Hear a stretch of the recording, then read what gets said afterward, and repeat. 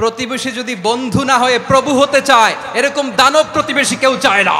বন্ধুত্ব দিলে বন্ধুত্ব পাবেন। বন্ধুত্ব ইজ ওয়েলকাম, দাদাগিরি নয়। বন্ধুত্ব ওয়েলকাম, দাদাগিরি নয়। Loud and clear. ভারত যদি বন্ধুত্ব দেখায়, বন্ধুত্ব পাবে।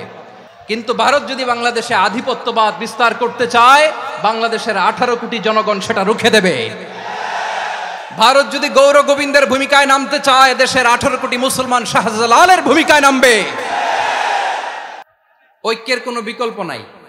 গত 50 বছর তো দেখেছি এ ডিসইউনিটি, অনৈক্য, বিভেদ, বিচ্ছিন্নতা আমাদেরকে কোথায় নিয়ে গিয়েছে। এই যে দেখেন, কিছুদিন আগে আমাদের বর্তমান নেতা ডক্টর ইউনূস, উনি সব রাজনৈতিক নেতৃবৃন্দদেরকে ডেকেছেন একটা ইস্যুকে কেন্দ্র করে। তার মানে গোটা বাংলাদেশ এক হয়ে গিয়েছে। আমরা সবাই উদ্বেলিত হয়েছি, উচ্ছ্বসিত হয়েছি, ঠিক কিনা বলেন?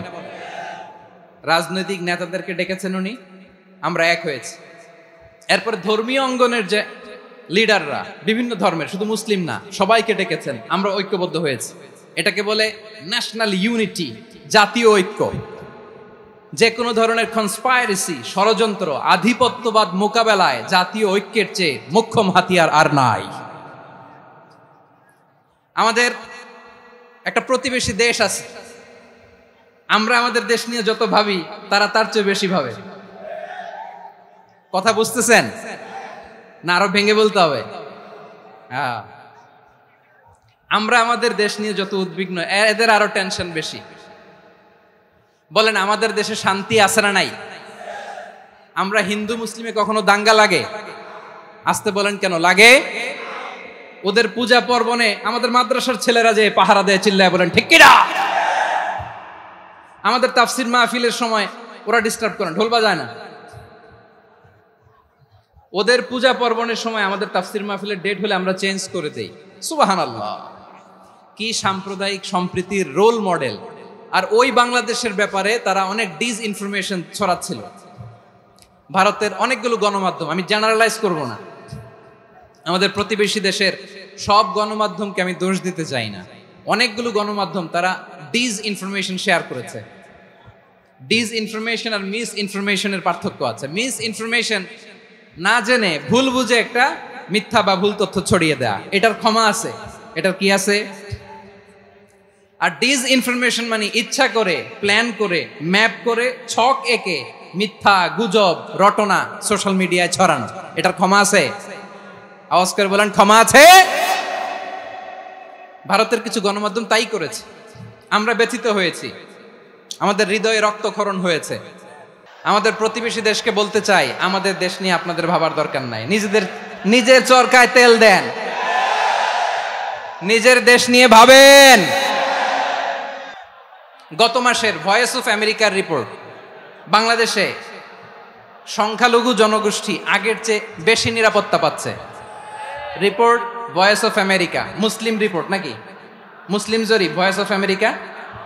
কথা বোঝে নাই বোধহয়। ভয়েস অফ আমেরিকা কি আমাদের রিপোর্ট? না, ভয়েস অফ আমেরিকার জরিপ, বাংলাদেশের সংখ্যালঘু জনগোষ্ঠী আগের চেয়ে ভালো নিরাপত্তা পাচ্ছে। শুধু এখানেই শেষ না, মাইক্রোসফটের একটা জরিপ শোনায় আপনাদেরকে। তারা সারা পৃথিবীতে গুজব, ভুয়া আর মিথ্যা নিউজ ছড়ানোতে কোন দেশ সেরা একটা রিপোর্ট করেছে। এর মধ্যে 1 নম্বরে এসেছে ভারতের নাম। মাইক্রোসফট তো মুসলমানরা চালায় না? কথা বোঝে নাই বোধহয়। প্রতিবেশী দেশকে বলবো, আপনারা নিজের চরকায় তেল দেন, আপনারাও শান্তিতে থাকেন, আমাদেরকেও শান্তিতে থাকতে দেন। সব চেঞ্জ করা যায়, প্রতিবেশী চেঞ্জ করা যায় না। আমাদের ল্যান্ড তাদের ল্যান্ড, পাশাপাশি। আমরা চাই তারাও সুখে থাক, আমরাও সুখে থাকি, ঠিক কিনা? কিন্তু প্রতিবেশী হলে বন্ধুত্বপূর্ণ আচরণ করতে হয়। প্রতিবেশী যদি বন্ধু না হয়ে প্রভু হতে চায়, এরকম দানব প্রতিবেশী কেউ চায় না। ভারত যদি বন্ধুত্ব উপহার দেয়, আমরাও বন্ধুত্ব দিব। কি বলেন? তারা যদি বন্ধুসুলভ আচরণ করে, আমরাও বন্ধুত্ব উপহার দেব। কারণ আমাদের পররাষ্ট্র নীতি হচ্ছে সবার সাথে বন্ধুত্ব, কারোর সাথে বৈরিতা নয়। আলহামদুলিল্লাহ বলেন, কত চমৎকার পলিসি আমাদের। আমরা নির্বিবাদী, আমরা বাংলাদেশিরা শান্তিকামী। We are proud of that. এজন্য আমরা গর্ববোধ করি। আমাদের পররাষ্ট্রনীতি সবার সাথে বন্ধুত্ব, কারোর সাথে শত্রুতা নয়। তাই প্রতিবেশী দেশকে বলবো, আমার ভাইয়েরা, আপনারাও আমাদের ভাই, বন্ধুত্ব দিলে বন্ধুত্ব পাবেন। বন্ধুত্ব ইজ ওয়েলকাম, দাদাগিরি নয়। বন্ধুত্ব ওয়েলকাম, দাদাগিরি নয়, লাউড এন্ড ক্লিয়ার। ভারত যদি বন্ধুত্ব দেখায় বন্ধুত্ব পাবে, কিন্তু ভারত যদি বাংলাদেশে আধিপত্যবাদ বিস্তার করতে চায়, বাংলাদেশের 18 কোটি জনগণ সেটা রুখে দেবে। ভারত যদি গৌর গোবিন্দের ভূমিকায় নামতে চায়, দেশের 18 কোটি মুসলমান শাহজালালের ভূমিকায় নামবে। প্রিয় ভাইয়েরা, আমরা বন্ধুত্বে বিশ্বাসী, শত্রুতায় নই, ঠিক কিনা বলেন? আল্লাহ আমাদেরকে বোঝার তৌফিক দান করুক। তাহলে এই যে তারা বলেছে এদেশে সংখ্যালঘুরা কষ্টে আছে, দুঃখে আছে, এটা কি ঠিক? বলেন, এটা কি ঠিক? না, তারা ডিস ইনফরমেশন শেয়ার করেছে, এটা ঠিক নয়। আমার প্রতিবেশী বন্ধু রাষ্ট্রকে বলবো, আপনারা এটা করবেন না, এটা করবেন না। আমরা শান্তিতে আছি, আপনারাও শান্তিতে থাকেন, আমাদেরকেও শান্তিতে থাকতে দেন। এই যে চিটাগাংয়ের অ্যাডভোকেট আলিফ হত্যাকাণ্ডে গোটা বাংলাদেশ আমরা ধৈর্যের পরাকাষ্ঠা দেখিয়েছে, চিল্লায় বলেন ঠিক কিনা? আমাদের নেতা আমাদেরকে ডেকেছে, আমরা শান্ত থেকেছি। আমরা শান্ত থাকতে চাই, আমরা ঐক্যবদ্ধ থাকতে চাই। যে কোনো ষড়যন্ত্র রুখে দেওয়ার জন্য ঐক্যবদ্ধ প্রচেষ্টার কোনো বিকল্প নাই। তাই আজকের আলোচনার ছোট্ট একটা টপিক আমি শিরোনাম ঠিক করেছি, আমাদের জীবনে, সমাজ জীবনে, ধর্মীয় জীবনে, রাষ্ট্রীয় জীবনে ঐক্যবদ্ধ থাকার গুরুত্ব। এবার আওয়াজ করে পেকুয়ার ভাইয়েরা বলেন, আমরা ঐক্যবদ্ধ জীবনযাপন করতে চাই কি চাই না? আল্লাহ তাআলা সে নির্দেশনাই দিচ্ছেন। আল্লাহ তাআলা ইরশাদ করছেন, ওয়া'তাসিমু বিহাবলিল্লাহি জামিআন ওয়া লা তাফাররাকু ওয়াযকুরু নি'মাতাল্লাহি আলাইকুম إذ كنتم أعداء فألف بين قلوبكم فأصبحتم بنعمته إخوانا وكنتم على شفا حفرة من النار فأنقذكم منها كذلك يبين الله لكم آياته لعلكم تهتدون الله أكبر পড়েন।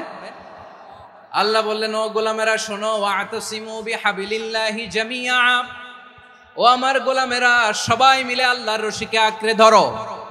আল্লাহর রশি হলো ইসলাম, আল্লাহর রশি হলো কোরআন। আল্লাহ বললেন, কোরআনকে আঁকড়ে ধরো, ইসলামকে আঁকড়ে ধরো। একা একা আঁকড়ে ধরলে চলবে না, জামিয়া, সবাই মিলে আঁকড়ে ধরো। এই আদেশটা আমাদের জন্য দান করেছেন কে? আল্লাহ তাআলার নির্দেশ, ওয়া'তাসিমু বিহাবলিল্লাহি জামিআ, সবাই মিলে আল্লাহর রশিকে আঁকড়ে ধরো। হাবলুল্লাহ মানে আল্লাহর রশি। হাবলুল্লাহ মানে কি? রশি। এই হাবলুল্লাহ আল্লাহর রশি বা আল্লাহর রজ্জু দ্বারা উদ্দেশ্য হচ্ছে ইসলাম। আল্লাহর রশি দ্বারা উদ্দেশ্য কি? তাফসিরে অনেক ব্যাখ্যা এসেছে। এই এরকম পরিস্থিতিতে তাফসিরের সূক্ষ্ম সূক্ষ্ম বিষয়গুলো আমরা শোনাতে চাই, কিন্তু পরিবেশ হয়ে ওঠে না। আল্লাহর রজ্জু বা আল্লাহর রশি দ্বারা উদ্দেশ্য হচ্ছে ইসলাম। আল্লাহর রজ্জু বা আল্লাহর রশি দ্বারা উদ্দেশ্য হচ্ছে কোরআন, কারণ কোরআন আমাদেরকে ঐক্যবদ্ধ করে, ইসলাম আমাদেরকে ঐক্যবদ্ধ করে। চিল্লায় বলেন ঠিক কিনা? এজন্য আল্লাহ বললেন, তোমরা আমার রশিকে আঁকড়ে ধরো, বিচ্ছিন্ন হয়ে না। আমার দেয়া নেয়ামতগুলো স্মরণ করো। যখন তোমরা ছিলে শত্রু, তোমাদের মধ্যে হৃদয়ে আমি আল্লাহ ভালোবাসা ঢেলে দিলাম, ফলে তোমরা সবাই ভাই ভাই হয়ে গেলে। তোমরা সবাই ছিলে জাহান্নামের কিনারায়, জ্বলন্ত অগ্নিকাণ্ডের পাশে। আমি আল্লাহ দয়া করে ঈমানের বদৌলতে তোমাদেরকে আগুন থেকে ফেরালাম। আমি আল্লাহ দয়া করে তোমাদেরকে জান্নাতের পথ দেখিয়ে দিলাম। সুবহানাল্লাহ পড়েন। এমন পথ দেখালাম যে পথ তোমাদেরকে জান্নাতে নিয়ে যাবে, পথের দিশা তোমরা পাবে। লাআল্লাকুম তাহতাদুন। প্রিয় ভাইরা, তাহলে আমাদের যে ঐক্যবদ্ধ থাকতে হবে, এই নির্দেশটা কার? নাকি মন মতো আমি বানায় বলতেছি? আওয়াজ করে বলুন, নির্দেশটা কার? আল্লাহ। তাহলে আমাদেরকে ঐক্যবদ্ধ জীবন যাপন করতে হবে প্রিয় ভাইরা।